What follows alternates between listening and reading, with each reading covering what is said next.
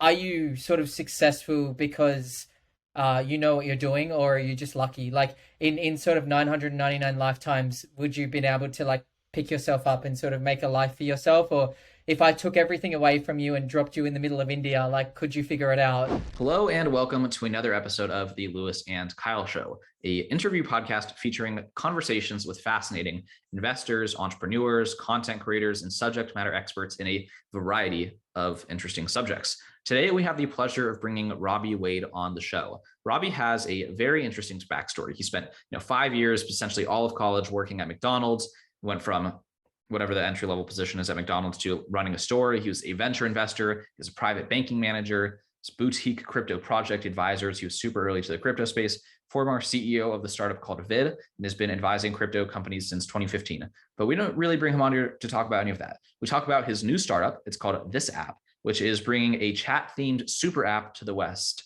It's kind of like if you were ever heard of WeChat, it's the dominant app within China. It's this humongous thing. He explains what it is and why it's so dominant in their day-to-day life over in China. And he discusses why it's his goal to bring something similar to the United States and to the rest of the quote unquote Western world. I don't quite know the proper vocabulary for how we divide the world into different quadrants and sections anymore, but WeChat's a thing in China and he's trying to make something for everywhere that's not China.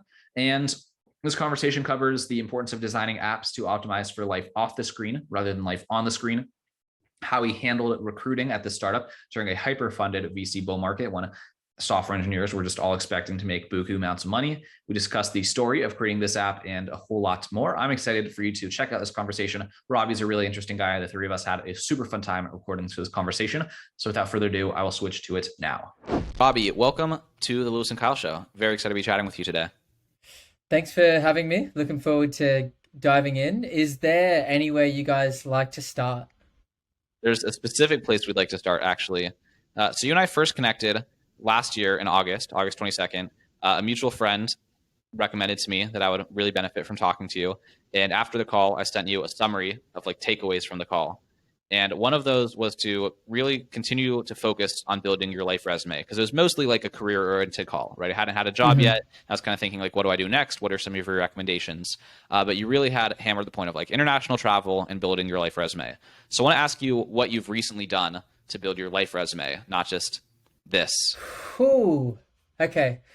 Um, you know, this is probably a part of my life where I've been building it a little less than I probably usually do. So it's interesting you asked that. I would say, I moved to San Francisco within the last 9 months. So I moved countries again.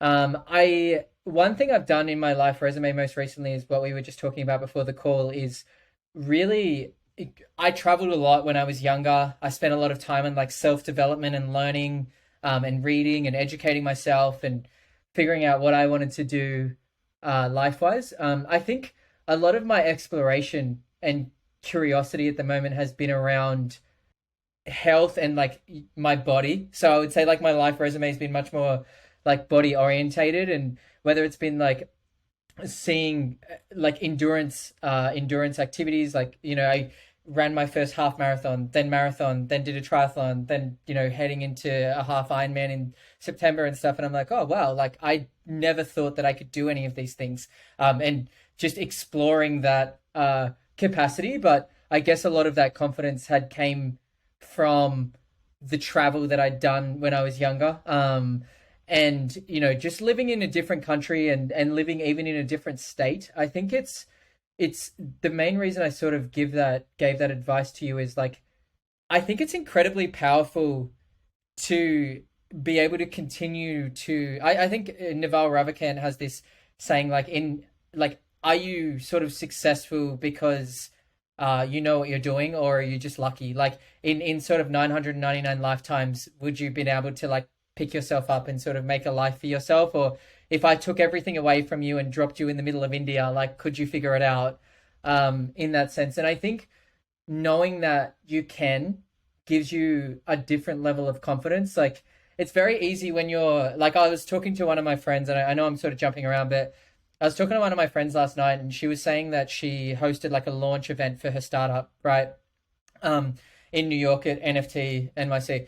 The event had 100-person capacity and 70 people turned up, and she invited, a certain number of people, and there was a conversion. She was disappointed that it wasn't 100, it was only 70. And I was like, you live in LA, you're from Australia, you threw a party in the biggest city in the world at one of its busiest weeks event wise. None of your friends are in town, none of your family live there, and you were able to get 70 people to turn up to your event. Like that's incredible, like when you think about it. And so I think about, like, when you move state to state, country to country, you have to try to make new friends, you have to try and make new connections. Like, you don't have those same like trampolines that you have. So I guess I hope that answers your question. I don't have anything super amazing right now, just because I'm sort of in cave building mode. I'm locking myself in my room and kind of doing the opposite of the life resume stuff. But I hope that helps. Well, that's what I was gonna use as my transition.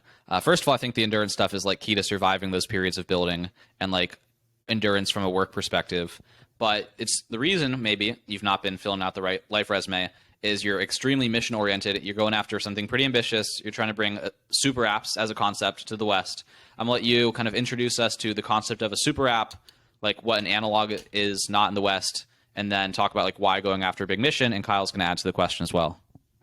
I love to add to a question just to make it more complex. I think one thing that could you also explain what WeChat is for a Chinese person? Can you just weave that in there at some Absolutely. point? Yeah, Okay. for sure.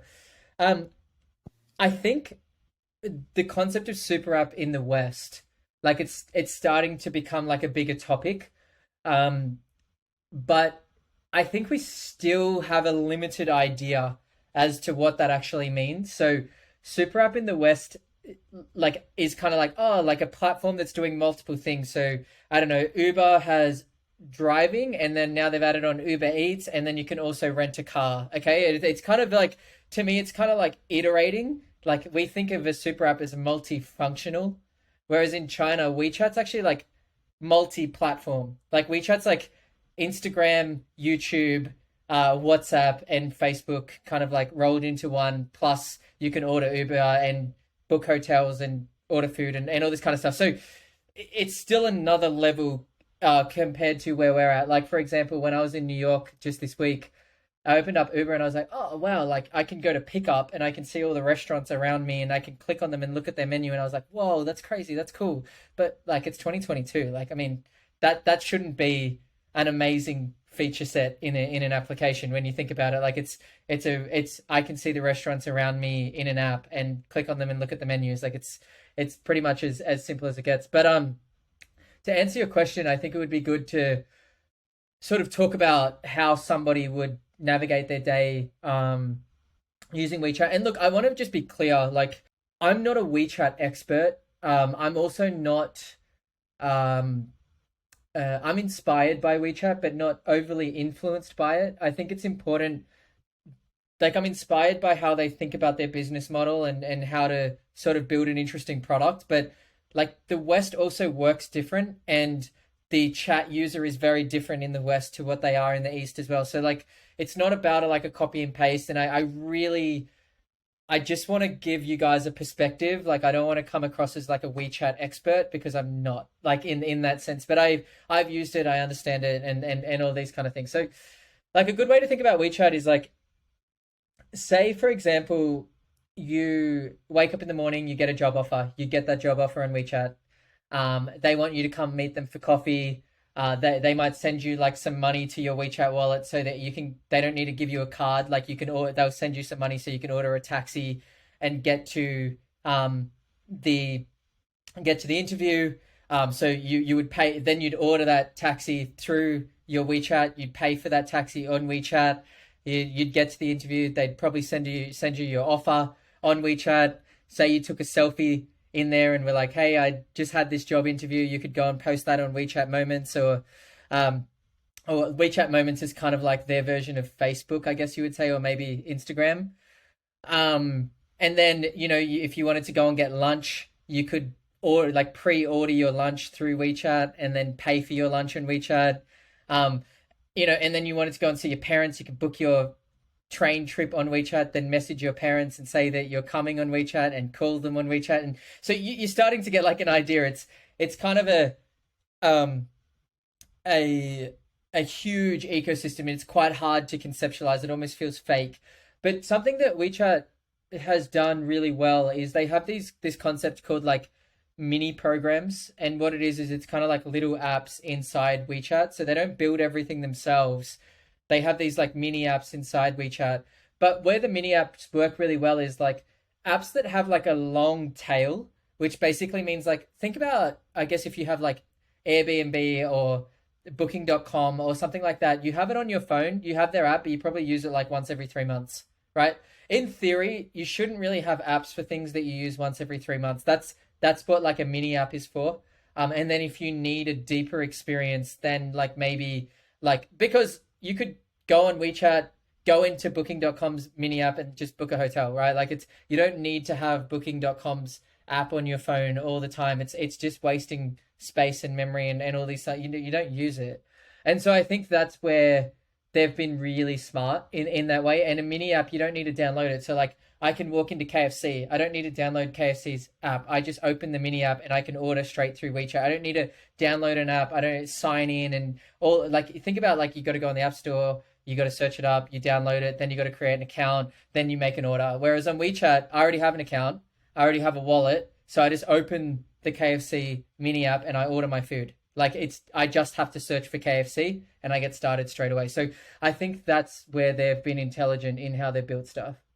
So let's then get into the specifics, what you're trying to build with this app, and you can introduce it however you'd like to, but where you're trying to build a super app, that's a term that I don't know anyone else who's trying to build a super app. It's like, what are you trying to do in your super app that makes it super, that's multifunctional, but not just in like a low-hanging fruit? You know, we deliver food, so now we can deliver people, and so now we can like deliver pet care. I don't know. And like, look, I don't want to take anything away from Uber. I mean, it's an incredible business what they've achieved, but I just wanted to the main point that I wanted to make was like, there's a difference between a super app in how we talk about it in the West and the East. Like and just to really reiterate what I was saying is like a super app is a multi-platform application, not a multifunctional application. I think is a good way to define. Like that's how I would try to define it if I was allowed to.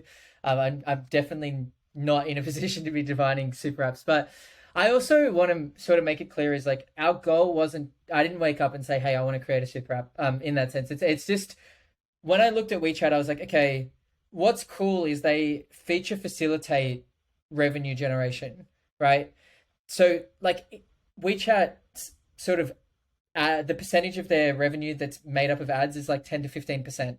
Whereas Facebook, it's like 98.5%. Okay. So you can sort of think about, and WeChat makes so much money per user. It's like, I can't remember exactly what it is, but what they're making per user is like 3 times that of WhatsApp. And the way they do it is they have, like they feature facilitate revenue. So you can make bookings and they make money on that. You can make payments, they make money on that. They've got games and stickers and like all these kind of things. So they make money by giving value to the user and the user pays for that value, right? Like ads is a very small part of their business model. And Alan Zhang is kind of like the Steve Jobs of WeChat, I guess you would say. And I'll answer your question about what we're doing, but I like the way he thinks about it in terms of like, he treats the user as if it's his friend, right? And he says like, how many ads would you send your friend a week? Maybe like 3, maybe 4. You might be like, hey man, like I'm using this product. Hey man, like check this out or whatever. But it's not 5 or 6 a day, you know, or 10 a day in that sense. So I think it's a good way to sort of think about product, and I think it's intelligent.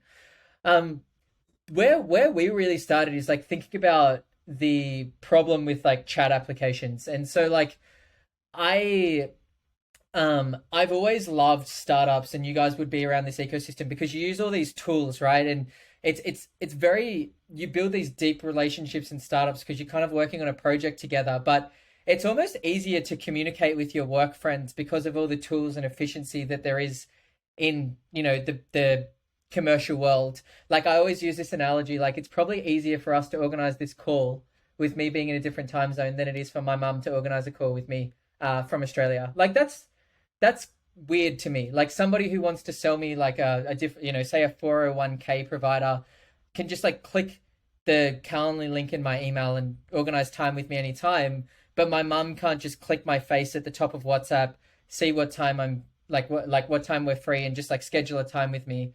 Um, and what when I started thinking about that, I was like, okay, like how do people communicate? How do they organize trips? How do we communicate socially? And so when you start to unpack that, what you start to realize is like the main issue with chat applications is that they're incredible when it comes to communication, but we all use chat to organize our lives, right? There's no organizational features. We organize events in chat, we organize trips in chat, we organize calls in chat.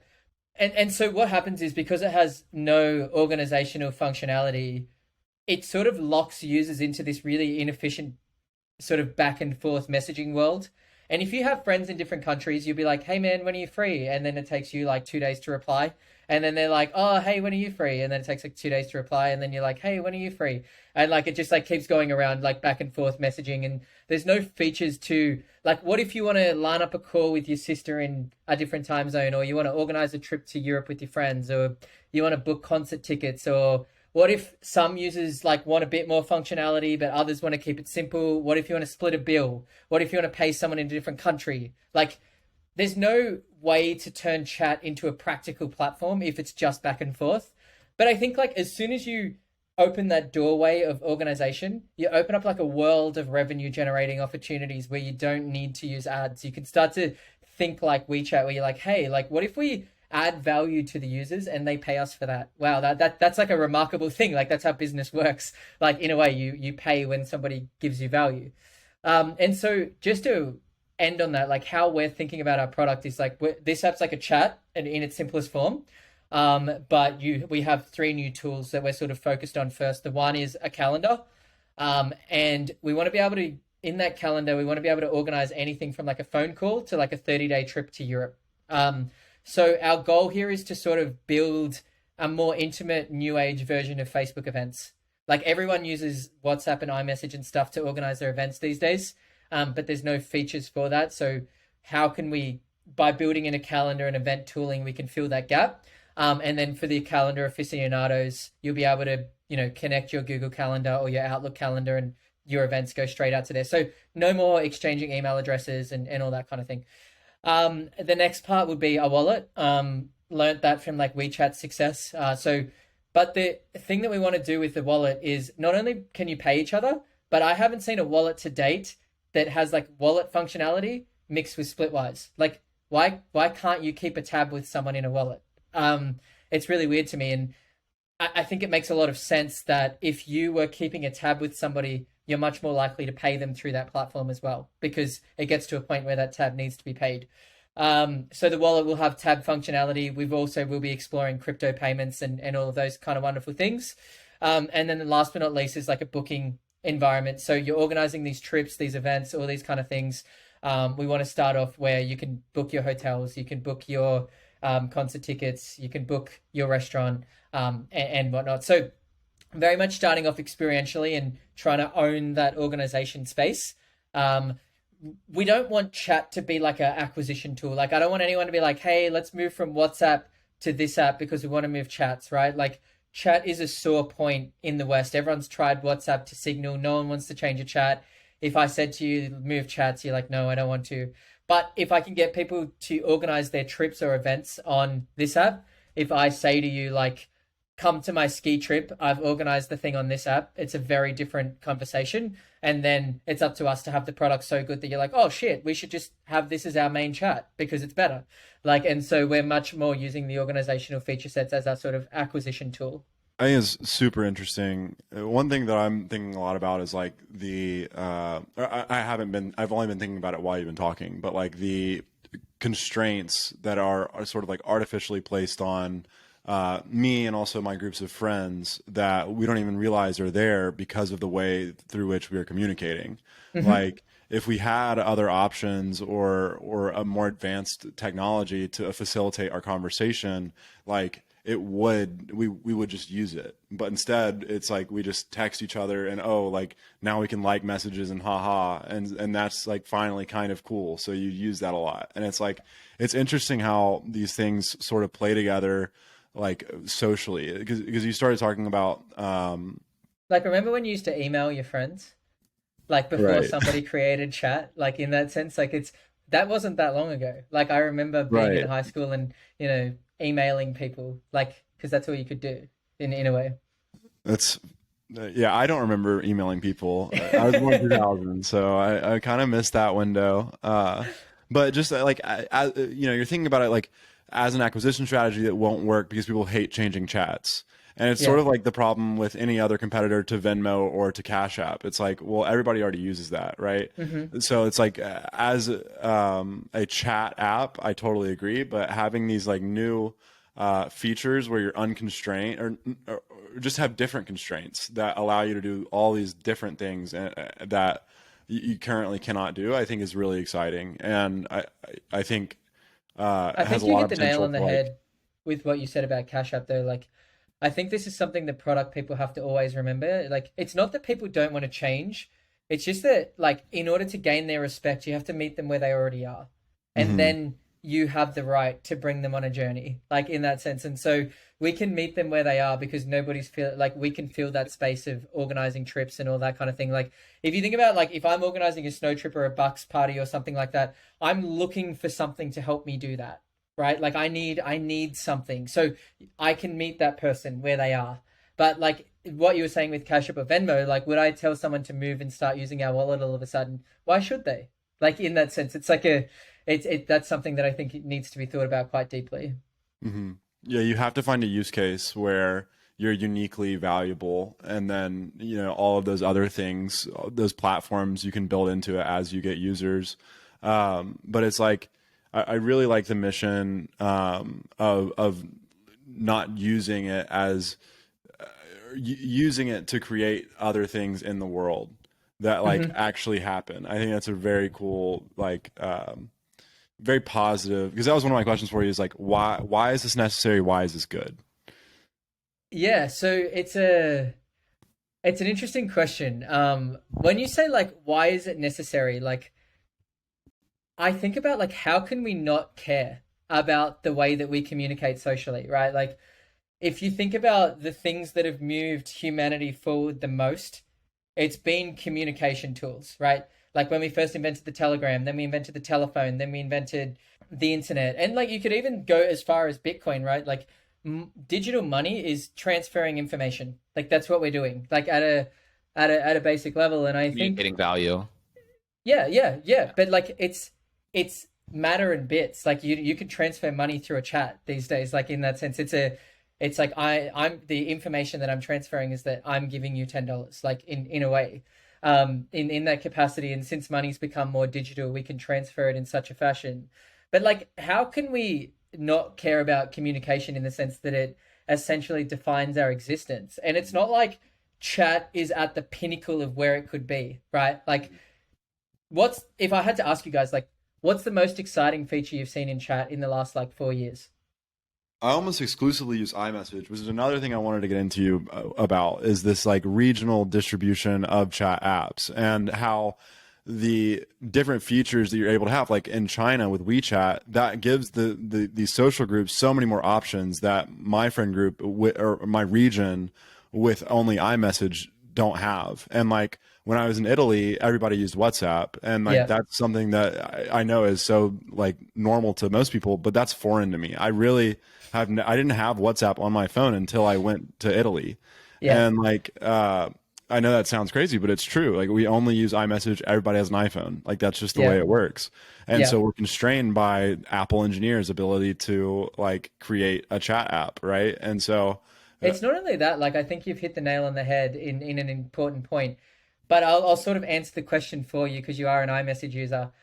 Everyone lost their shit like last month when Apple released mark as unread, right? Like we have markers unread, and I've got like one, like I've been around for like 1 year, and I have one I don't even know the word, 1 trillionth of their resources, like in that sense, in that sense. But like the other thing we have to remember is like WeChat, that's their company. They build chat, right?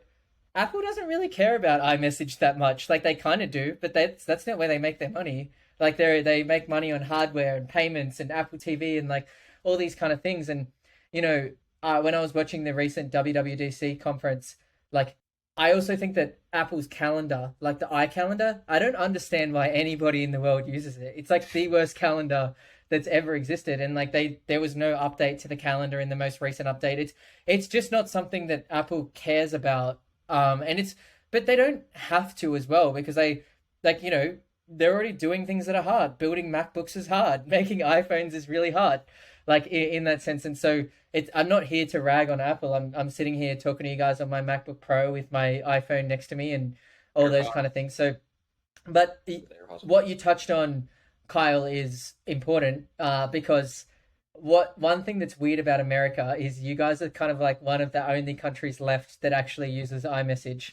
I've traveled quite a bit, and you know everyone. And the interesting thing is with Americans is Americans travel a lot more domestically than most countries. Uh, you know, it always astounds me when I speak to Americans, and a lot of them have never traveled internationally, and how many people in this country don't have a passport is just mind-boggling to me. Like, I heard this statistic, I don't know if it's true, but apparently at any given time, there's more Australians in the air per capita than any other country in the world, in that sense. And what happens is you have friends around the world, so you need WhatsApp in order to be able to like communicate with them. And like what a lot of people don't realize is everyone in the Western world thinks that everyone has iPhones, but globally, 75% of the world that has a phone have Androids, right? In that sense. So if you start to expand out, like iPhone's not, iMessage isn't really friendly with Android. In fact, they're exclusive. We were talking about NFTs earlier. You get in the green bubble club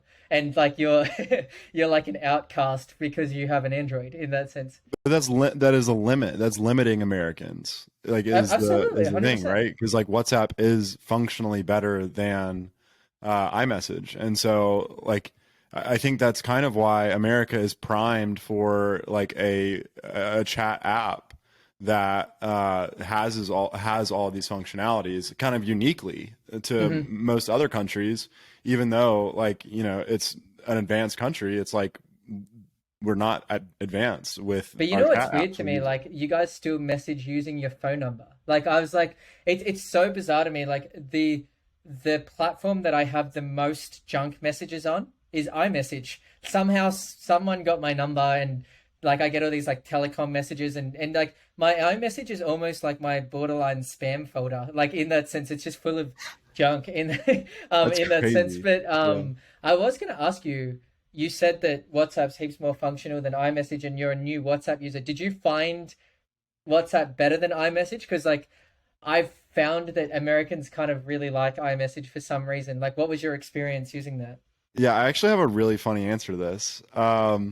So I didn't know like what my carrier was going to be once I got abroad. Like I was concerned that like I wasn't gonna be able to use iMessage because I wasn't sure if I had the data right and blah blah blah. It turns out as soon as I land, it sends me a text message and it's like, do you want to pay $20 for unlimited LTE? And I'm like, yeah, sure. But so before I left, I had my girlfriend download WhatsApp, and I downloaded it too, and like made it as kind of a fun little thing, right? And we communicated with WhatsApp the entire time that I was gone, even though I had iMessage, and it was clear to us both that we could iMessage. We just used WhatsApp because it was like kind of novel. And so I played around a lot with the features, and obviously, you know, it's like a network game almost. Like the more people you have, the more useful it is. And I was only Of texting course. one person, so I didn't get to like see all of the functionality. But like I changed the background, and that was super cool. And I sent voice messages. I mean, that But stuff is like, think about broken. what you're saying, right? Like, you're, I'm it's like literally telling simplest you the features when truth, you can think about it. right? Yeah, I'm like telling you the it's truth though. Like the I don't ever use the voice message part of iMessage because it's like broken. It just doesn't really work that well for me. Maybe it's because I'm not the best at it, but whatever. It's like, yeah, I thought it was great. And I Can think I ask you something? Why didn't you use Facebook Messenger? Like wouldn't you already have Facebook that's Messenger? another, Like you regionally, guys could have just no one messaged uses through Facebook Instagram Messenger. if you wanted to. No, Like you didn't even need to download another app, which is that's not a fascinating that thing you that did we that. do. Yeah. Interesting. Yeah, yeah. No, it's interesting that you said different types of how people message on different platforms, and the reason I was asking you this is like in Australia, Facebook Messenger is quite big. We're some of the bigger Facebook Messenger users. WhatsApp's actually not the greatest platform feature wise either. What WhatsApp is the best in the world at, and where it's underestimated, is WhatsApp is purpose built for low bandwidth, low socioeconomic countries. So it's built for really cheap iPhones in countries that have bad internet quality in that sense, so that people communicate. And that is what they want to be the best in the world at. Like what WhatsApp's proud of is like when India and Brazil have had earthquakes and shit, like everyone has been able to use WhatsApp to communicate and all that kind of stuff. Like they're purpose built for these sort of lower socioeconomic demographics. And they fill that role and they do an incredible job of it, but they have to keep their application simple for that reason. We're not trying to target those markets. You know, we like you're going to need a more high powered phone if you're going to use a platform like ours. Like we are much more building something for the Western higher socioeconomic demographic because we have the processing power to use applications like this. And I think the other problem that the West has faced is we've become obsessed with end-to-end encryption.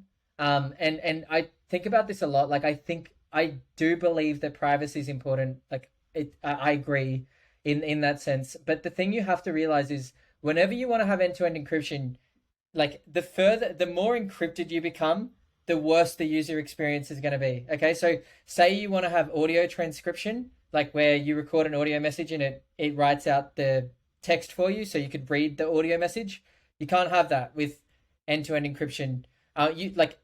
They're starting to find technologies where you can, but originally you couldn't have that because the company couldn't read the message to be able to transcribe it for you. Or say you wanted to translate a message because you're in a different country or whatever it may be. When things are encrypted, you get limited. So that's something we also need to think about in the West is like, how do we bridge this gap of maybe you have like what Telegram does this. They have like a secret chat where you can have a side chat that's end-to-end encrypted that might have less feature sets. But if I wanted to talk about something private, I talk about it in there. But we have our main chat in a different chat where we have booking functionality and we have audio transcription. And, you know, we're not talking about private things so we can like have a better user experience. But we also have this private space where we can have a private conversation should we need to have that. I don't know. You and Kyle have just been all on the chat debate, and I've just been turn this into a customer interview. But I think it's been interesting. I'm curious what near term you compete not on the features I guess we were just talking about, like the chat itself being the core feature, but on like getting people attracted because there's some other essential feature that brings them into the ecosystem. Then to some extent, chat is chat if it's functional, and then in a real sense, not in just so how you're saying if like we how offer we're this thinking about growing essentially. Yes, and where are you starting? So we're not releasing until August. We want to test in like a dense cluster of like activation is sort of how to think about it. Have you read Paul Graham's Things That Don't Scale? Yes. It's a really, really good article if anyone hasn't read it. You kind of he's known for that, but in the beginning you kind of want to recruit your users yourself and then over delight them, and then you sort of like the Airbnb guys went around and took photos of people's houses themselves and whatnot. We want to start in two places. One place I'm quite interested in as a dense cluster of activation is Burning Man camps. I know that sounds really I've burned. You have burned, did you say? Oh, cool. But there's a lot of organization that goes into these camps.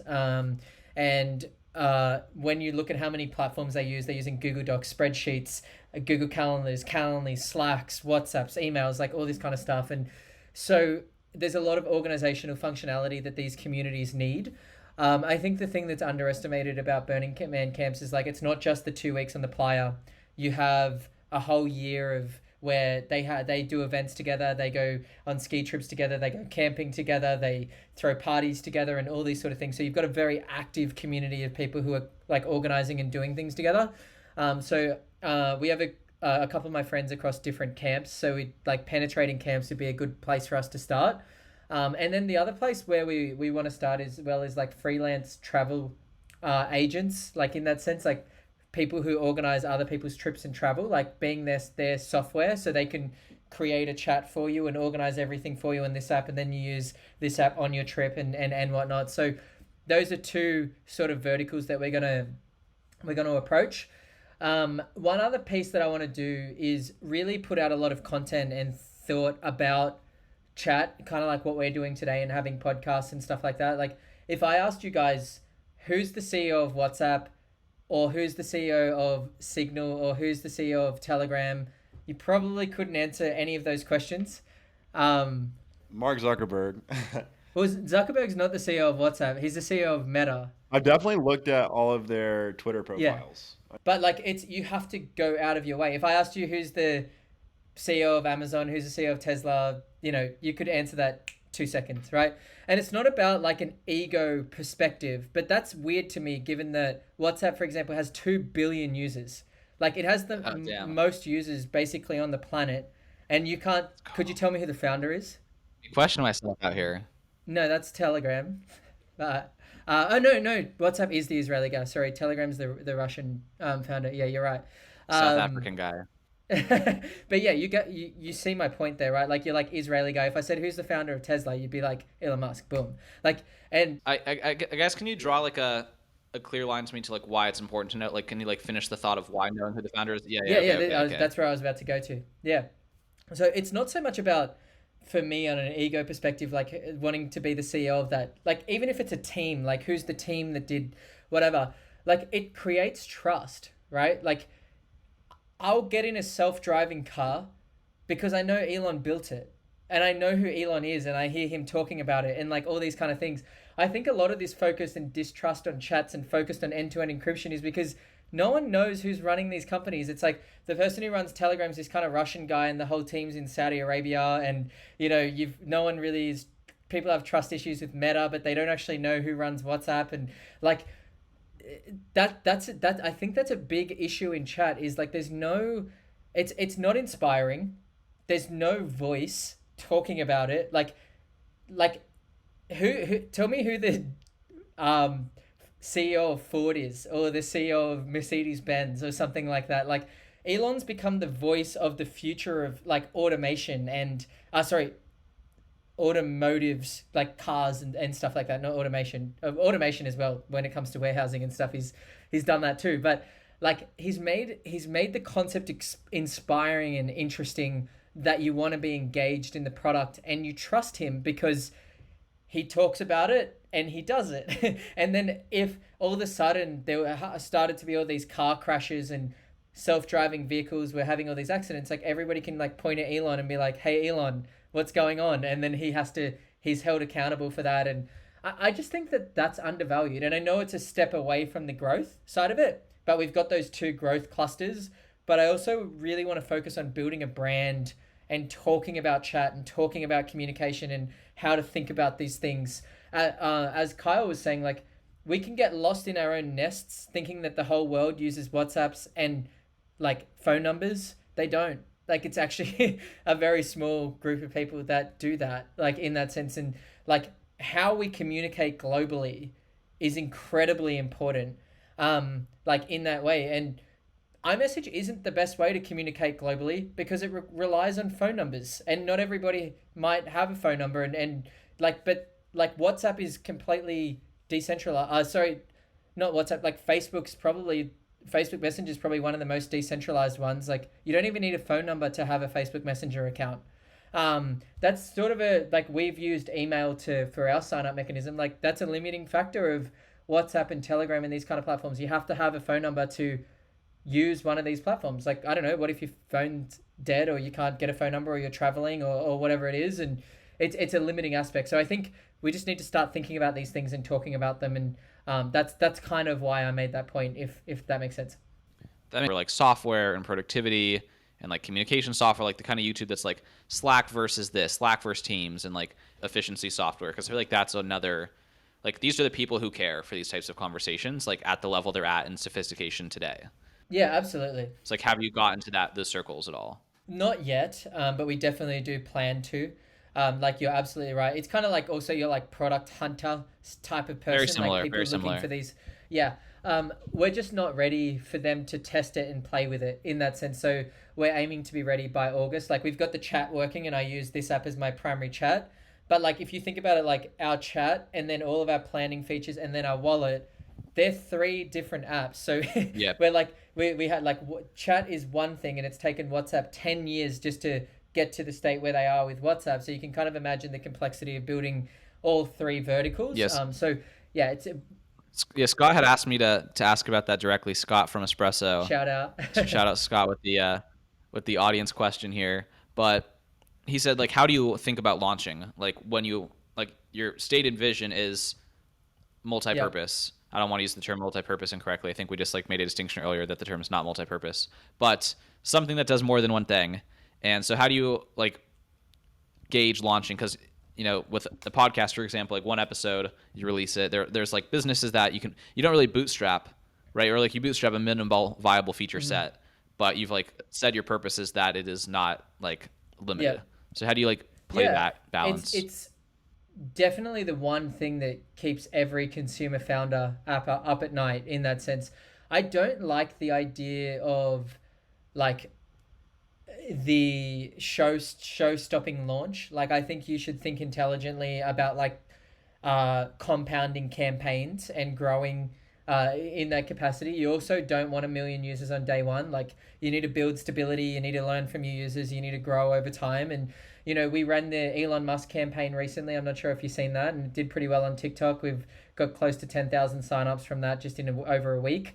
So that was like a good, and I mean we paid like 30%. Like it was such a good cost per acquisition. We put a little bit of ad spend behind it, and it was costing us like 30 cents per sign up and whatever, and like it worked out really, really well for us. So we're like, okay, cool, like content's gonna work. Let's start creating a bit more content on TikTok to get those things out.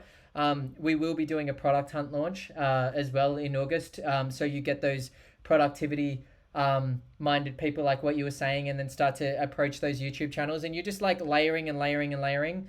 And then, getting the Burning Man camps involved, getting these freelance travel agents involved, but you got to think about like the cool thing with us is like we have a very unique viral coefficient. Like our viral coefficient's much like closer to, and a viral coefficient for anyone who doesn't know is like how many, for every user that you gain, how many users do they bring, right? Like if you have a viral coefficient of one person brings one person, right? Whereas, and as soon as you can get quite a high viral coefficient, it starts to like the loop starts to take care of itself in some capacity. What's cool about events and trips is like people are inviting each other in groups. Like it's groups of 4 or 5 or 6 or 7 or 8 people. And so Eventbrite has this concept of like supply side demand. So you can grow at the product level as well. So how many, like the goal is to get as many people attending an event to create an event of their own as well, because then they're bringing in another 4 or 5 people and whatnot. So it's definitely going to layer. But then like, we want to do other campaigns where we've already made a partnership with Priceline, but, do competitions where we basically give away free hotels and free concerts and these kind of things that people can gain. And then I like running events of our own. I've always admired what Sweetgreen did. Like when Sweetgreen launched, they had their own like headline festival called Sweet Life.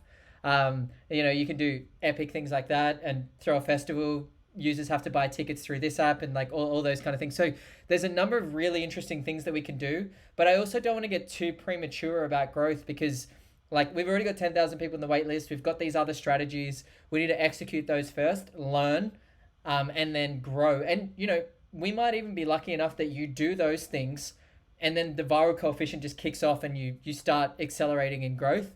That's sort of, there goes the light again. That's best case scenario. But at the same time, you never want to rely on those kind of things as well. So I think it's about having a multi-strategy. But I don't like having like that. If you think about like a movie premiere, you build a movie for like 2 years and then you just hope that everyone likes it. That's not the approach that we're taking. But then, we can also talk about user ownership. Like we've thought about like, how do we like create a user-owned platform. And I like the idea of tokens as a growth mechanism, which we could talk about separately. That's a whole can of worms on its own. Yeah, it is. Yeah, I'll leave that there. Yeah, I had a bunch of thoughts. I think one thing that could be ironically interesting would be to host and organize like brick parties where like everyone turns their phone off, and then like do you know what a brick party is? Have you ever heard of that? Yeah. Where like yeah. Yep. So it's like, okay, after this, anybody you meet, you only talk to them on this app, and it's like in order to organize other events. But I also think that it's a really good like group of people to target, because when you're traveling, you're meeting people, and like it's not just the 4 people that you're like going with, it's all the people that you meet that are also traveling together. And like let's Yeah. hope that five a group of 5 runs into a group of 5 and they're also using this app, and that turns into 25 people. And so it's like I think you're really onto something. But And, Lewis is and absolutely right when he was talking about like you need to get those aficionados that are looking for like why I think we'll do really well in Product Hunt is we have like availability features and event features that connect to your calendar, and like there's a lot of like productivity elements to the platform, like consumer based productivity. So I definitely agree with you that though it will be very well accommodated in those circles as well. Yeah, I have the opposite question for you. You Sure. mentioned this word twice now, consumer. You said when you're Yeah. launching a consumer product and when you have these consumer, whatever those the word that you just followed consumer with, do you have ambitions, interest in businesses finding this useful if it is just a really intelligent coordination tool? Yeah, absolutely. Yeah, like I mean, long term, I'd love to be able to book anything on this app. Like if you say you can book hotels and tickets and all these things as I mentioned, but like what if you could book your haircut or your nail appointment or like anything that like if you think about Amazon does everything. You can buy anything on Amazon except bookings. Like you can't really book things on Amazon, and so there's no real Amazon for bookings. So I do sort of see a world where once we've sort of built up the consumer, once you've got the users, the businesses will come as well, like in that capacity. Yeah, Like just like Instagram in that fashion. I have 2 follow-up questions there. So the first one is I meant like in like a Slack type, Microsoft Teams type, like Outlook. Does it Okay. like corporate, not like integrating I businesses? don't think so. No. I think the reason I wouldn't do that is I don't think people really want their work chat and their personal chat crossing over. Like in that sense, it feels like you actually never leave work. I don't know if I could have my Slack messages in the same place as like my WhatsApp. I don't think I would want that. Well, Like because when you're in that copying and sense. pasting memes from one chat to another, like you have to be very careful. They're all on the same Yeah. feed, if that makes sense. Absolutely. It's So very true. Like I don't no, I think it would create the wrong culture personally. Um, but could businesses use it like they use Instagram? it could be like a Absolutely. separate server, maybe like an intranet, like a this app intranet. Yeah, I mean we probably could do it. I'm not thinking about it at the moment because our roadmap is already ridiculously huge. In Yeah, that fair enough. in that sense. So but never say never. I guess the word would be. Yeah, that makes sense. That makes sense. You've definitely outlined a daunting list to execute on, so I don't mean to be adding to it.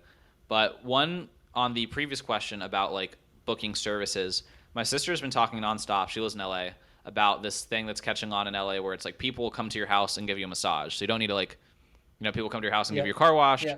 So it's like an at-home massage. That could be like an interesting growth partnership strategy if there's 100%. like some like esoteric new at-home service to like offer that whole service some incentive or like a partnership or an integration where like you book your masseuse through this app. Yeah. I don't know. No, Just you're an idea. absolutely right. Like I've if never we heard of if, this massage thing, if and now we she's just going off about it. if Maybe we you know about it because you've lived in LA.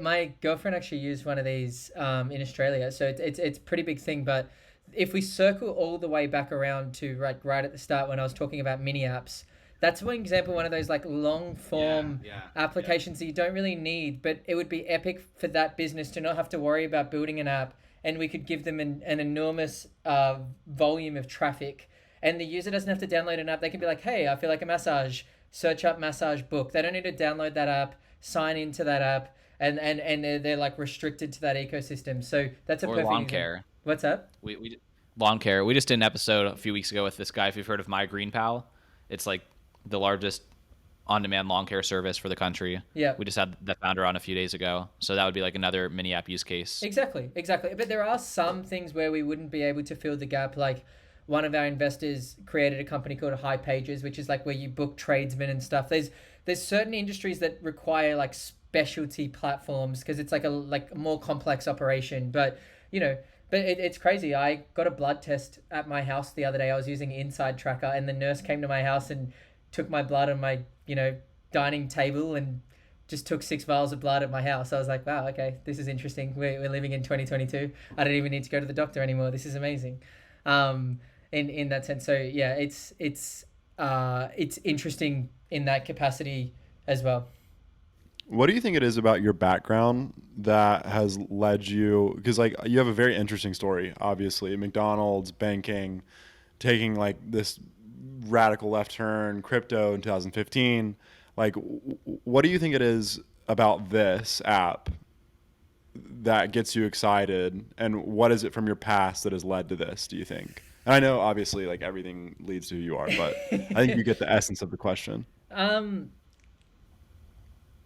Yeah, it's quite interesting. Like, I mean, I've lived abroad for a really long time and have always needed to communicate internationally and like organize calls in different time zones and travel to other countries and organize different people. And when I've ran advisory roles and then went into a startup as like a chief operating officer, and now like I'm a COO, like I'm a CEO. I'm like, my sort of superpower is like I'm incredibly operationally savvy, I guess you would say.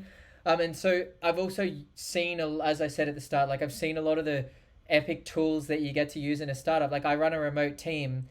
Like it's almost easier to run a company with like $100,000 a month burn rate with 12 team members in different countries and build a ridiculous startup than it is to just like organize a weekend away with my friends and get like $150 off each of them, like in that sense. And so it's just like just taking those lessons of like operations and organizations and team and product management and consumerizing that. And that's actually harder said than done because you have to try to make it seem cool, right? Like in that sense. And what was so brilliant about Instagram and people who created the concept of content capturing, like photography used to be someone's job. Like if you think about it, it was like a profession, and you had the friend in your group that had a camera and the person who could edit and stuff like that. Whereas now with iPhones and Instagram, like photography is a culture, like capturing content is a culture. It's not a job anymore. I think that organization will become a culture, like how we like organize events and share times with each other and all that sort of stuff. It won't be one. If you think about in the group, there's usually one or two people that do all the organization. It will slowly become a culture. And Scott and I, speaking of Scotty, Scott and I were having this conversation just 2 days ago. He was like, I still think it's okay to call people out of the blue. I don't, like in this modern day, because it takes 2 seconds, right? To text someone and say, hey, are you free? Okay. Someone calls me, I assume it's an emergency. I'm like, you must need, for you to not text me and ask if I was okay, you must absolutely need me right now. Okay. So like, I'll answer. But the problem is, if you call me out of the blue, I'm not present with you. I'm like deep in work. I'm like thinking about something else. And I've got to try to unwind, and I'm not paying any attention to you. As soon as I realize it's not an emergency, I'm kind of like, yeah, whatever. But like, if for this call that we had, I worked all day, and then I see in my calendar, Lewis and Kyle, I close my laptop, I shift my brain. I'm like, okay, I'm going to have a present conversation with you guys right now. You think about that with your friends and your mum and like all these kind of things.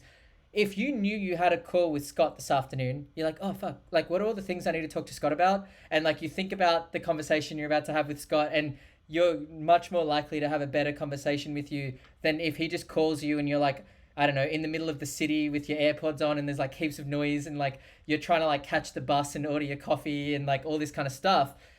It takes the depth out of relationships. And so like, I just think like it used to be okay.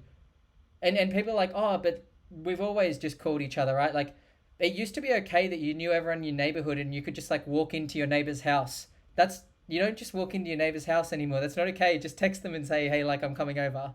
Like in that sense, because we have these technologies where it costs nothing to offer a little bit of courtesy in that sense. So that's where I think these organizational mindsets come in, of like, how can we like organize a call where it's like suits us both and we can have a great conversation, and all these kind of things as well.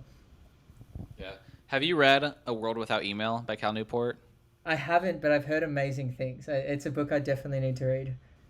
Yeah, I haven't read it either, but I've also heard amazing things. But and like the whole I've studied, like, I've listened to a lot of podcasts about it. I've like read a lot of every other book Cal's written with one exception, and I just think that, like, zooming out from just like some very general media studies, technology studies, kind of like human computer interaction questions of, I think we're overall very much in the phase of, obviously with like certain use cases being exceptions to the rule and certain use cases proving the rule, of technology having obviously just like disrupted all social norms for coordinating social activities. Yeah. And there's some circumstances where it's gotten dramatically worse in like obvious ways, right? Like the fact of like, there's something to the fact of like a cadence of letters, right? It would mean that like you processed mail and you processed communications in one session per day. Mm-hmm. Right? Like that was like a natural limit imposed by the medium that, for example, like what you're suggesting of the like, hey, I'm going to text someone before I come over to their house. What's implicit in that is that someone checks their phone constantly, right? Like there's not like a, but, there's you have a sort sound, of, right? Right? Like notification based. There's like a polling mechanism, but it's like, this is an always available method of reaching someone. Whereas like a front door is like only reachable by people who like come to the front door. Yeah. And I'm not saying like anyone's right or wrong. I'm just saying, I like the way you're thinking about like, it. if you read any fiction, like I read it's called Norwegian Wood by Haruki Murakami, if I get the last name right. And this is just like a book about a dude living in Tokyo in like the 80s. And just studying his social coordination, like in a pre-cell phone environment entirely, there's like a lot of pros and cons to everything. One point I've been trying to make, or wanted to make throughout this podcast, is group coordination of an event with like people in your same city. What you probably would do is like, it wouldn't cross your mind to try to coordinate that in a distributed way. You'd be like, all right, we're going to all go to the pub on Friday, eat pizzas, and knock this shit out. Yeah. Like, or someone would just hire a professional. Like, we think that we can accomplish more because of like the distributed mechanism, and it's like in many ways been a setback, because it's like now we don't have to come home and we can just send 40 characters at a time to each other and try to like build it from the ground up that way. And what we've all described to each other is that's essentially impossible. Whereas in the past, if you didn't think you had an option to do it on your own, like you would just show up in a group and get it done, and then it would be done, and then you'd all distribute. I just think like the world, I 100% agree with you, but the world's so different now. Like, people work remotely. Some people work night shifts. Like some people work 9 to 5, and like, it's like just going to the pub on a Friday night. Like it's so much easier said than done. Like in that capacity these days, and so I think that we've like evolved in how we operate, and I think it's very easy to romanticize these like simpler forms of communication, right? But it doesn't necessarily mean that it's better, right? Like it's just that we have to build a relationship and a discipline with like how we communicate in that sense. And so I just like, I am cautious of, I'll give you an example. Like my girlfriend is living remotely in France right now. Okay. And like, it sucks, but like, I always think about like how lucky we are that I can just FaceTime her every day and it's not a commercial decision.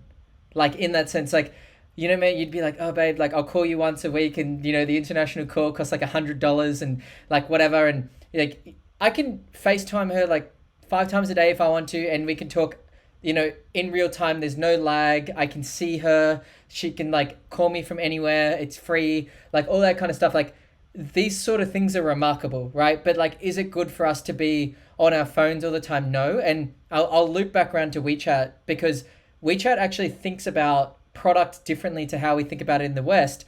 WeChat focuses on, and I think this is cool about WeChat, they focus on being a tool, right? So their goal is that you get on the app and you use the app and you get off it, right? And so it's like, because they don't make money from you staring at the app. In that sense, they make money from you doing something on the app and it being useful. So for example, WeChat doesn't have typing indicators. It doesn't have sent and read receipts and all these things for the very reason that you're saying, because like Alan Zhang's perspective is like, you don't need to know if someone's read your message. You'll get a notification when they reply to you. Like in that sense, it's like instead of sitting there and staring at the typing bubble, when somebody just typed in A and they're not even replying, they just accidentally wrote something and closed their app, and you're just like staring at it, waiting for them to respond, and your like anxiety's raising and all these sort of things. So it's not so much just the products. It's like you got to think about the features and how they impact people's mental health and stuff. Like, you know, it's interesting how many and people culture and society as a whole. Exactly. So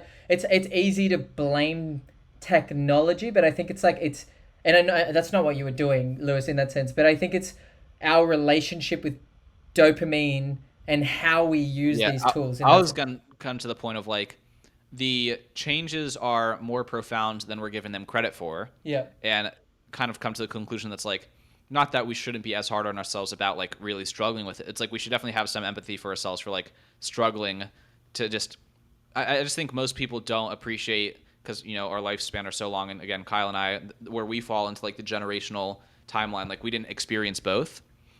It's like being born in the years we were born, and we don't appreciate the scale to which things change dramatically. Mm-hmm. So I think like we were kind of born and just always assumed coordination was just this like weird thing that's difficult because of like, these are the tools we have to do it. We're just like, we're born in a period where there's no clear way of doing it. You know what I mean? Whereas like if we were born like 80 years ago and there was a way of getting things done, and then everyone's like there's no fallback. Like what we were taught, what we were handed was already incomplete, just like because of where we landed in the spot, and just like the scope of our lifetime relative to the scale of the transformation and like all of the rippling effects of it. Yeah, I think it's an interesting thing. Like if you think about when we went from like Neanderthals, I know this is going to sound like a weird merge, but we went from like Neanderthals to Homo sapiens. I was listening to Grimes talk to Lex Friedman recently, and she was talking about how we're becoming Homo technos, like in that sense. And like, if you, like, I always say like, you can almost be in a time machine based on how you operate in the world. Like, you know that quote where it's like the future's already here, it's just not evenly distributed. Like, you know, you can go and talk to your grandma and she's like living in 1997, and you know, if you're like a Bitcoin person, you're living in like 2039. Like in that sense, like, and you have all these different people almost living in like different paradigms.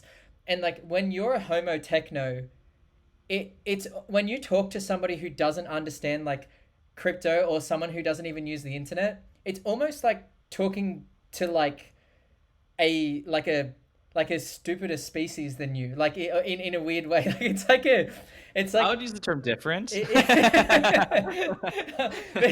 But they like, and what I know, it sounds really bad, but like it's someone who can't use the internet or doesn't understand these kind of things. Like they seem really like slow, like when you think about it, because the internet's so fast.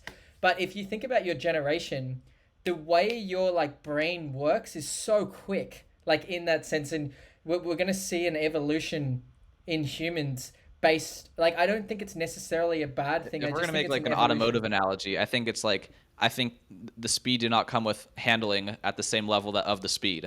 So I think like yes, for sure. But I'm just saying, like, I think that something is always lost with what is gained, for sure. Absolutely. It's like the person who's like slower is because I think there's like a representative lack of anxiety, right? Like I correlate the speed with an anxiety of like a need to be quick. Whereas the other person, again, there's like a comfort with your own thoughts. There's like a ability to hold the air and like let there be a pause, and like there's no expectation of an immediate reply. They can just slow down and come to their words. And I don't know. I just see. You raise an interesting point about anxiety. Elon Musk posted this funny photo, and I've got it literally as my phone background. And it's like this guy who's like kind of beaten up with like red eyes, and then it's like Jesus, and he's like, "Am I being tested again? Is this one of your hardest battles?" And he's talking to Jesus, and then Jesus is like, "You literally just need to put your phone down and go outside." I think there's a lot of truth. I have it as my like. I think that's right. I think there's a lot of truth to it, and I have this perspective about anxiety and depression. I know there's like a mental health sort of version of anxiety and depression, but what most people talk about in terms of anxiety and depression, I think, is like very oftentimes an energy imbalance. You either have too much energy or too little energy for a particular situation. Like if I find myself, like, say I'm getting on an important investor call and I'm like edgy or like worried about it, I'll go for a run before the call.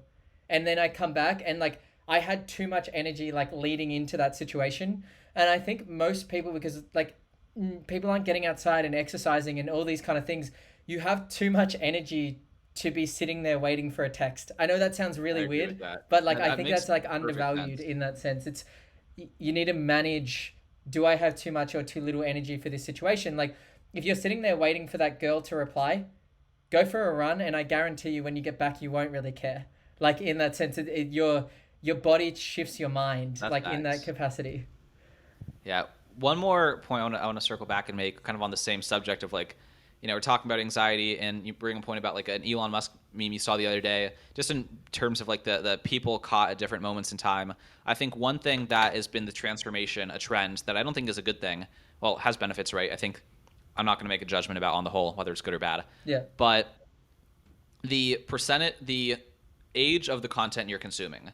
So if you're spending all day on Twitter, essentially everything you're reading was content produced today, right? If you're someone in the middle, right? You're someone who doesn't have social media. This is someone I was for many years, right? No social media, but I read like 50 newsletters a week. So it's like everything I read was like thoughtful on the scale of 7 days, right? Yeah. Then you go to your grandma who lived in 1997. She maybe got like the Economist's or Time Magazine's like monthly issue and mostly read books. And it's like everything she consumed was on the scale of someone took 2 years to write this. Not, and I think like that's a trend that like is worth noticing in terms of like also describing the difference in like psychological state, like approach to thinking. And I think podcasts fall somewhere in the middle, right? This is something that took us an hour to create. But obviously more than that in terms of like everyone coming to this with all the life experience Yeah. coming into it, and like the questions that you've asking you about things that you've spent like dozens of hours thinking about. But I think that's just that's something that we should not innovate without paying attention to.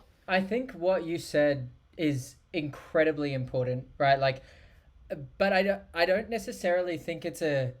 I think the bigger problem is the polarity and how everybody's trying to be an expert rather than like approaching these things curiously. I heard Ido Patel talking about this, and I thought it was the coolest thing ever. Like he was like, "What whenever you define something, right? Like you sort of become attached to it, and I think this is like the problem with the learning curve. Like people think that as soon as they've learned something, right, they know it and they've all of a sudden become an expert and they get attached to that opinion of that thing. Whereas I think what he was saying is like what's really good to do is like write things down, geek on them, and let it go. But he said something that blew my mind, and I feel like you'll love this, Lewis. Forgetting is not the same as never knowing, right? And I think that's so important. Like we should just be able to read tweets and read blogs and just go, that was interesting, and just like discard it, right? And if it is important, it will come up and you will remember what was important in that thing and whatever. But like so many of us are like trying to chew through this content so that we can become an expert and tell everyone we're an expert and argue with them, and then attack them in the comments on Instagram and be like, I read this article that was produced 5 minutes ago by someone no one knows, so you're wrong or whatever. It's not I think the issue is that we've lost like our culture of curiosity. Like in that sense, it's like, oh, I'm just gonna read this thing because it's like what Mark Andreessen sort of says is like strong opinions loosely held, or whatever it might be. But like, and it ties back into anxiety as well, is there's too much attachment to things. Like, I know this, I'm this type of person, I read this. That's not important. It's like, read something, be like, yep, that was interesting, throw it away. If it needs to come up, it does. And I think you're showing that you have that perspective, Lewis, because you a number of times you've sort of said like, I'm not saying it's right or wrong, it kind of just is. And I think that if a lot more people had that perspective, it wouldn't really matter. Like in that sense, if people were posting and tweeting and stuff, because I think the volume is also cool, because the volume of iteration of our knowledge and the speed at which we can learn and evolve as a species is much faster, and that's cool. But then it also comes with this downside. Yeah, I think that's why I was cautious to saying like I don't have a judgment on like net good, net bad, and that's arguably a silly question to ask because you'd be comparing things that aren't comparable unless you like have some denominator of like human capital, Yeah. like as like the economic output because of this change. But what you're describing, right, like the iteration is a definitive benefit that slow publishing cycles do not have. Yeah. And so like that is a clear pro to your side. I'm not saying I'm on the other side either, but I'm just saying like let's just pretend we're on a different side. I don't know enough to be on a side. Yeah. Right. I'm like, because he's presenting things I haven't thought of, and I know I haven't thought of them. So it's like there's no right side. Just But like on the like flip that side, is the benefit of accelerated content, is accelerated iteration, accelerated learning. yeah, and like on the flip side, you think about Twitter, like never in the history of the world has anybody been able to just open their phone and share an opinion globally for free. That's a remarkable concept, right? But then you can also see where that goes very wrong. If you've ever been on crypto Twitter or like different things and whatnot, it gets catastrophic. But that I guess that's also like Twitter's almost like a perfect example of like tragedy of the commons, like in that way. Like when you think about it, like there's not enough boundaries. Like I think what Mark Andreessen said, a lot of the problem with the internet is that the original sin of the internet was there was no money. I don't know if you've sort of heard this argument, but like it was like a government tax funded project, and so you couldn't actually transfer money and make money on the internet, and that's why they originally used advertising, and the internet never really had a source of way. And so like if we started to, but now we've built this culture where we expect everything for free, right? But there's always a tax to everything, and that's like what Seneca says, like, you want to go travel, you pay the tax, you got to go through customs. You want to go outside, you pay the tax that like you might run into an annoying person or whatever. I think we've forgotten that we pay tax on the internet because we get everything for free, right? And so we have all these bots and all these issues. Like imagine if you had to pay every time you made a tweet, just like a little bit, but you had to pay. You would be more thoughtful about everything you tweeted, and you wouldn't tweet every 5 seconds because it would cost you money. And if you had to pay a little bit of money to write a comment every time, you wouldn't spam people's comments. And like there's no penalty, I guess you would say. And Michael Saylor's talked about this a lot as well, like with Bitcoin, like if you could have some sort of like lightning network, like you go in a hotel. Yeah, like Sphinx Chat is a chat app that's like you have to pay to send it to, even among friends, you have to like send some tiny amount of collateral. Yeah, because collateral's not the right word. Payment, you're not getting it back. The way we can think about it is like there's no security deposits. Like you don't go into a hotel and just destroy it, but you go onto someone's Twitter profile and absolutely destroy their whole credibility. Like because there's nothing for you to lose. There's no security deposit for you to go into that ecosystem. And like I think that's where we've run into a lot of these problems, is because everything's just free. But I think that comes with problems as well. But and I think like an underlying problem, not necessarily the underlying problem, is just in general like a bit of a hubris with like innovation of like, I'm going to be able to foresee the third order consequences of this. And I think that's just like the worst opinion. And that's just generally like the man versus complex systems debate. It's like man loses. Spoiler alert. It's hilarious when you think through edge cases. Have you guys seen the latest Spider-Man? Yes. I know this is a weird thing, but when Spider-Man's talking to Doctor Strange and he wants him to remove now we're gonna have to remember to make a note at the beginning of the podcast. Well, actually, we don't. It's just like it's not really. This is the part where you skip ahead 2 to 3 minutes just in case. It's not an important part of the movie, but like I think it's really cool to think about how we don't think about edge cases. Like when he wants everyone to forget that he's Spider-Man. This was like the first 10 minutes. Yeah. He's telling Doctor Strange that he wants him to like cast this spell so that everyone forgets he's Spider-Man. And then Doctor Strange is like, okay, it was nice knowing you. I'm gonna get everyone to forget you're Spider-Man. He's like, wait a second.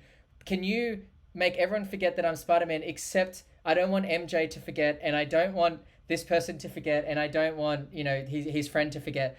Like, that's what edge cases is in product. It's like, oh, yeah, like, you talk to engineers, you're like, yep, build me this feature, and then you're like, oh, but I want the host to be able to, like, message everyone, and you start to, like, tie your shoelaces together because you can't think of the third, like, what you kind of said, like, what was the word you used? The third order consequences. Like, I don't think any of us are that good at it, and I'd never experienced it until I was building a product, because it's kind of an engineering way of thinking. Engineers are the only people that oftentimes run into these sort of third order consequences in that way. And I think if more of us thought like engineers, we might foresee these like problems that happen down the road. I think Kyle and I have one more question each. Cool. And then we will call this a show. Kyle, you want to go first? Yeah. So there's someone named Nolan that is on your team. What has it been like working with him? Um, yeah, I'm curious who sent the question is. I'm guessing that I'll was give that a some Joe feeders. question? Some feeders. Just he's self-taught engineer. He needed more. Yeah. He needed some extra challenge. And there's a story about it was too Yeah, easy or it's okay. too So hard, and so there's like yeah, an yeah, yeah. This interesting. is I Here, almost forgot about that part of the story, but that's one of my favorite parts about Nolan, ironically.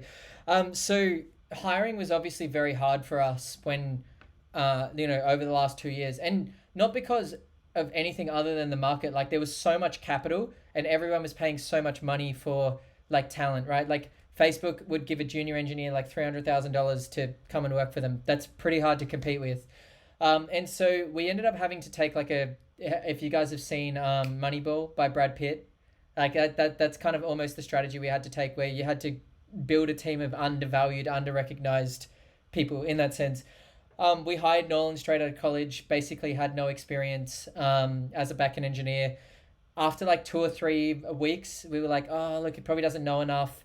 And I was like, look, man, it's not going to work out. Like, you don't have the experience. And Nolan kind of looked me in the eye and he's like, you haven't given me hard enough work yet. Like, you need to give me a chance, and you haven't given me a shot. And I was like, okay, like game on. Like I was like, this guy's got confidence. Like that's a cool thing to see. And you know, he was incredibly junior, and like I take our hat off to our CTO Dacry.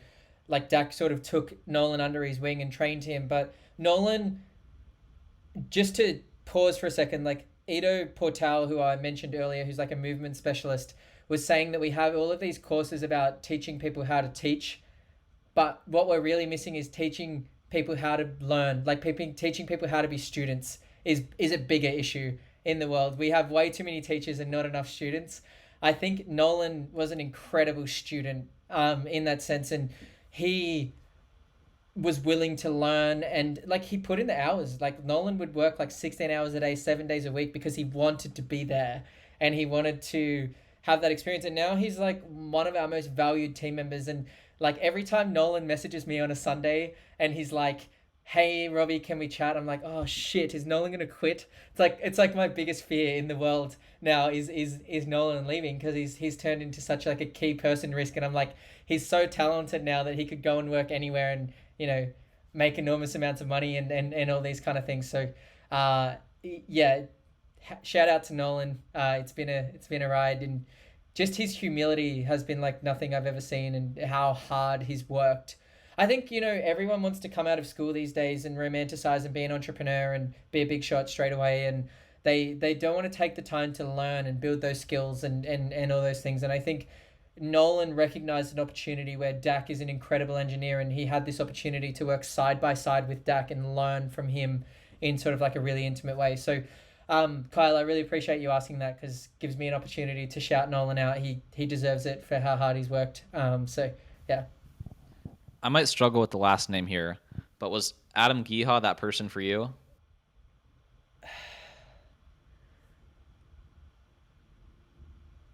That's an interesting one in a different way. So I've been lucky enough to have multiple mentors who have backed me in my career. Um, what was special about Adam was like, rather than investing in an idea, he didn't hire me and my business partner James. He invested in us as people, and he was kind of like, I think you guys like are smart, and you guys are going to go somewhere in the world. I want to come along for that ride. In that sense. And so it's kind of one of the most humbling things in the world to have someone invest in you. I think that's something that's undervalued about raising capital, that entrepreneurs don't respect. Like, somebody like takes their hard-earned cash and they look at you in the eye and they go, I believe in you. Like, I think that you can do what you say you're going to do, and I want to back you. Like, it's almost like a love letter to you. And I think that people don't honor that in a really deep way. And so that's where Adam was important. And like, I don't know if you guys have ever met Adam or you know enough about Adam, but Adam's just an incredibly deep, spiritually minded person. And like, I learned endless amounts of things from him, but it was a different relationship to Nolan. My relationship with Nolan, like say like my DAC, I guess you would say, was my old business partner, James Kazinas. James and I ran 2 different businesses together. We worked in the bank together, and James is, I don't think I've ever met anyone like James in the world. Like, James walks into a room and everybody just falls in love with him. He, like, you know, he taught me the value of like being a great boyfriend or husband and being a great father. And like, James would like not go to the pub on the way on like after the bank because he needed to go home and like bath his son, and like that was his like favorite thing to do and whatever. But James was also cool. Like, everybody like idolized him and like all these kind of things. It wasn't like he somehow managed to fit in and be cool with everyone whilst doing things that aren't usually like quote unquote cool. But James was also just a master communicator, like in many different ways. Like, somebody would write an email and they'd be like frustrated, and James would just respond to the things that were logical. Like, he wouldn't argue with you ever, or he wouldn't take any offense to what you would say. He would, and it would almost drive people insane because they'd write this like antagonistic email and he just wouldn't respond to that. He'd just grab the 2 questions that you had in your email and just answer them. Like, in that sense, like, he's like, this is all nonsense. This is what you need to know. And like, he's just, yeah. So Adam filled a different role, but definitely a mentor role. But like a quote unquote, like coach, I don't know what you would call like, I was more like James's student. Like, you think about like like Luke Skywalker, Obi-Wan Kenobi kind of like thing. Like, I think student teacher relationship, that was more me and James. And that's kind of like what it's been for Nolan and Dak. But this is something I'm curious to get your perspective just before we go. I know we're running on time. I think this is actually a problem in the world. Everybody's looking for like a coach in a way. And I think one of the most dangerous things is to rely on somebody for to hold you accountable. Like, accountability is something that you should rely on yourself for, and then you should have someone that teaches you things. Like, I need to learn this specific thing, or I need like what you're doing, Kyle, where you're like, I want to learn this business model and I'm going to follow this person to learn this specific thing. You're not following that person so they can wake you up in the morning and remind you to run and fill out your to-do list, right? Like, it's like you're there for like a specific purpose to learn a specific skill. I think that's where coaches and teachers are most useful. Whereas I think we're falling into the trap these days where everyone just needs a coach because, like, I want someone to hold them accountable or something like that. It's like if you get stuck on the side of the road and your car breaks down, it's like no one's going to pull over to help you until you get Correct. out and you start pushing the car yourself. And you can call your coach all you want, but they're not going to change your tire. Like, you gotta get your ass out of the car and you gotta push the car uphill. Somebody will stop, but you gotta start pushing. Exactly. That's a really beautiful analogy. I like that. Yeah. Well, I think that's a really good place to stop, Robbie. Thank you so much for your time today. We wish you the very best with this. Before we go, though, one final thing. If somebody listens to this and they're like, man, I really want to try this super app, I want to follow Robbie, I want to find out more about all of this, where should we send them? Yeah, so you can go to thisapp.com. Right now, you can claim your username. So jump on there. Back to what we were talking about at NFTs at the start, I don't really believe in clubs, so we're not VIPing or holding back any username. Go and take whatever you want, first in, best dressed. Our earliest supporters can benefit from whatever names they want. So jump over to thisapp.com, claim your username. The app will be out in August, but you can also follow us on our socials. We're on TikTok and Twitter and Instagram as ThisApp. And if you have any questions, feel free to message me on any of those platforms. You brought up Michael Saylor. Maybe like 25 years from now, someone's going to just have a sick voice app name. I gave away the punchline. Someone's going to have a sick ThisApp handle that they're going to sell for $30 million. Like a decade from now. We'll see. It's virtual Manhattan. So go get it. Well, Robbie, thank you so much. And it's been awesome. No problem. Thank you, guys. Thank you very much. That closes out this conversation with Robbie Wade, founder of ThisApp. I enjoyed it a lot. 3 takeaways from me. The first is that social coordination is just a super complex problem that remains unsolved. My hope is that Robbie is able to make a dent in that problem, but it's really something I've never thought about, just how difficult social coordination is. And I think I did this a little bit during the interview. I romanticized maybe how easy it was or how well figured out it was during the pre-digital, pre-internet era, when you could just, you had fewer options. You met people on the phone, or you met up in a single location and kind of batch processed a lot of social planning and had some like routines, and the world was smaller. Anyway, it's just super complex, and I hope Robbie makes a dent. I think a lot of the problem with social coordination these days is just people need a catalyst. They need like ideas of what to do for fun, and they need a culture of like meeting up with people. I think it's very localized and all about people having ideas and a friend group. And I hope Robbie's app makes a dent by providing catalyst for ideas and providing groups of people, groups for people to jump into, etc. Second takeaway is I think his go-to-market strategies were really interesting. I liked these specific subsectors. Kind of the joke is like, you launch a product and it's like, well, it's for affluent women who do Orange Theory. Then you go see what your ad spend is. And it's like, well, everyone's trying to target their product to affluent women who do Orange Theory and own Peloton. So it's like you have to spend $1,000 to have one person see it. Whereas you're going for something a little more esoteric, if you will, like freelance travel agents or Burning Man groups, you might be able to reach them. First of all, they're a lot more specific. So you can probably reach like all of them in an easier way. And two, they're probably just not everyone's trying to sell to Burning Man groups in the same way that everyone's trying to sell to 40-year-old affluent women who do Orange Theory. So I thought that was super interesting. And third one, I liked the unexpected benefit of Robbie's description of anxiety and depression. He described them as the anticipation that you're about to enter a situation with the wrong amount of energy. I just thought that was fascinating and something worth hearing again from me, not just Robbie. That's all I have to say for this conversation. A quick shout out to our sponsor before we sign off, Espresso Displays. We mentioned some mysterious guy named Scott in this episode. Scott is the founder CEO of a company called Espresso Displays. They're a sponsor. They support the show. They are the thinnest portable second monitors in the world. They give you the superpower of taking 2 screens everywhere you go. They're pretty awesome. There's a link to their products in the description. You can support the show by supporting them. Otherwise, you can support us by leaving a 5-star or whatever star on Apple iTunes to let us know what you think of the show. And if you want to know about the next episode, make sure you subscribe so we see you then. That's all from me. See you in a week or so. Bye-bye.